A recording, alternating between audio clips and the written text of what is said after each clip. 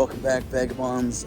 I am here in Alcobaca, Portugal, and am traveling around trying to find some really cool stuff for you all to see. So if you're interested in learning more about Portugal, let's go ahead and dive into what Alcobaca has to offer.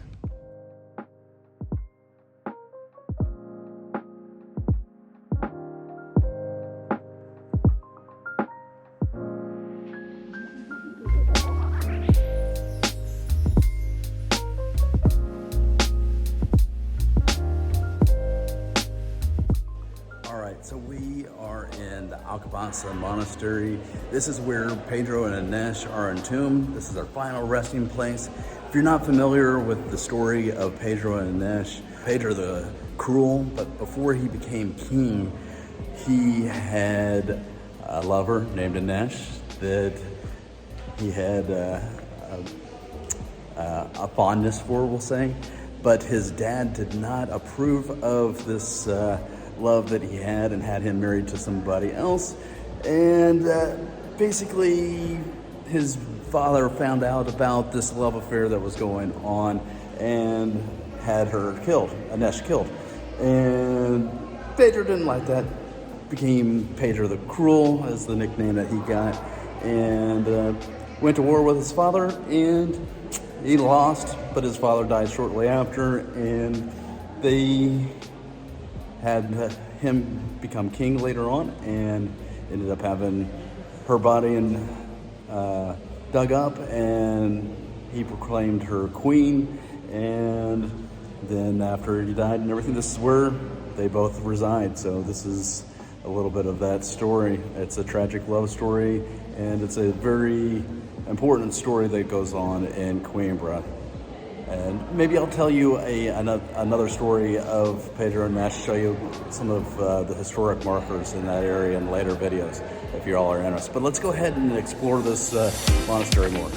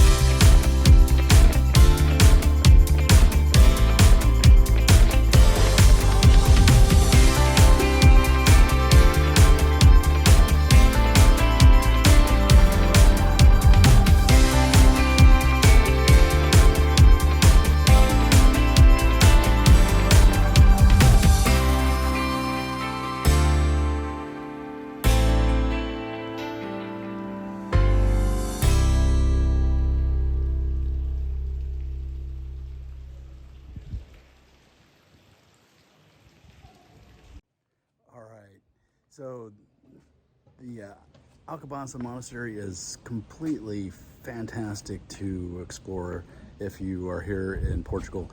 I would suggest if you're interested in things that are architectural, have textures, historic references, this is definitely a place that you're gonna love. It is gorgeous. There's so many extremely neat things here.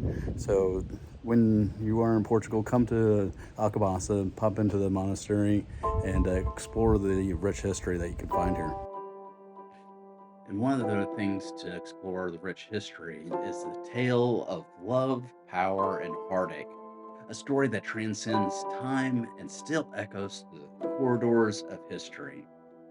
It's the tragic love story of King Pedro I of Portugal and Inês de Castro, a romance that captures the imagination like no other. Picture it, Portugal in the 14th century, a kingdom embroiled in a political turmoil and rivalries. But amid this chaos, a love blossomed that would become legendary. Pedro, the heir to the throne, fell deeply in love with Inês, a lady in waiting to his future wife. Their love was forbidden, a secret that they kept locked away in their hearts. As years gone by, Pedro's love for Inês only grew stronger. Their connection was undeniable, and it was defied the conventions of time. But love, as we know, is a force that cannot be controlled, even by kings. When Pedro's wife, Constanza, passed away, he was free to pursue his love for Inês openly. However, this action would spark a chain of events that would lead to tragedy. Pedro and Inês' love story faced immense opposition from his father, King Alfonso IV, and the Portuguese court. They viewed Inês as a threat to the royal lineage and stability of the kingdom.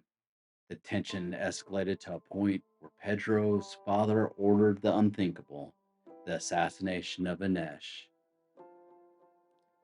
In a heart-wrenching twist of fate, Inês was brutally murdered in 1355.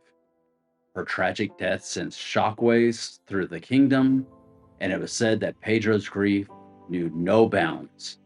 He vowed revenge against those who had taken his beloved Inês away from him.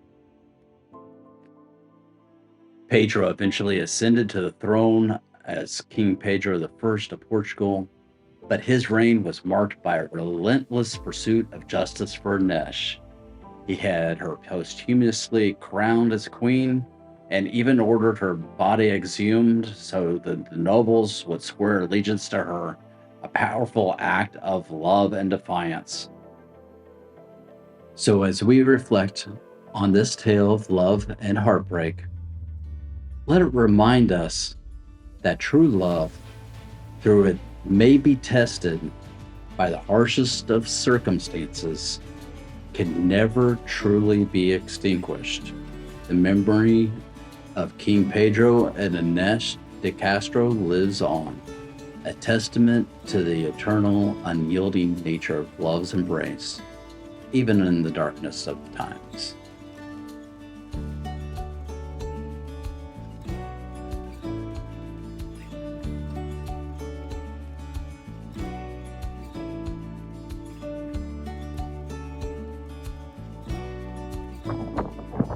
All right, so I hope that you enjoyed it. It was a fantastic journey, and when you are in Alcobaca and you go to these monasteries, or you go in Portugal in general, you're going to want to get something to eat. So let's go ahead and explore some of the local cuisine that's here in Alcobaca.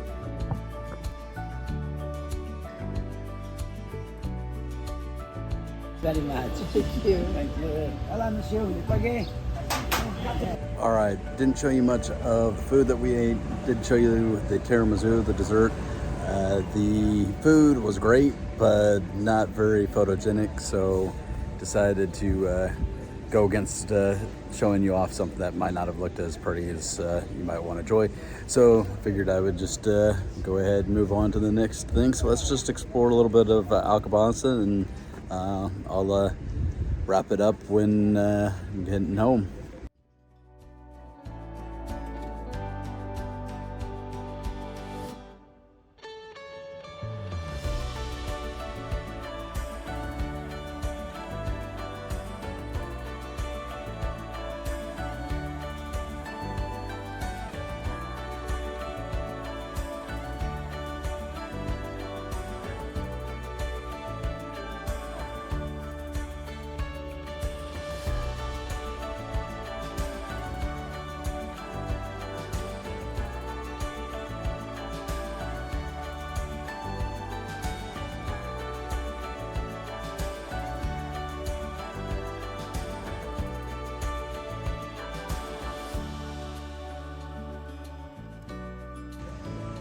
All right, I hope you enjoyed this video. I am currently relaxing in Jardin do Amor, the Garden of Love, here in Alcobaca. It's a nice little chill spot. If you come here, there's not a whole lot to do here. I mean, the monastery is a big thing, though. Coming over here just to chill out over at this park is nice. There's plenty of good food.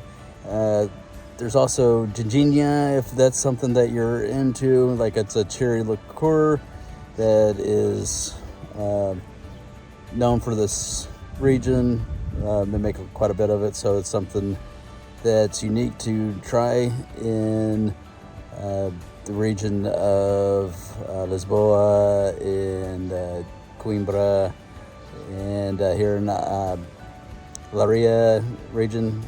And yeah, so if you're in here, just come out here, try to explore, find some stuff, and enjoy. It's pretty chill. It's been a beautiful day here. Couldn't have been a better day to try out exploring a different part of Portugal. So I quite enjoyed this place. And if you liked this video, hit the like button, hit the subscribe button if you haven't done so yet. And until then, até amanhã. I'll see you on the next one.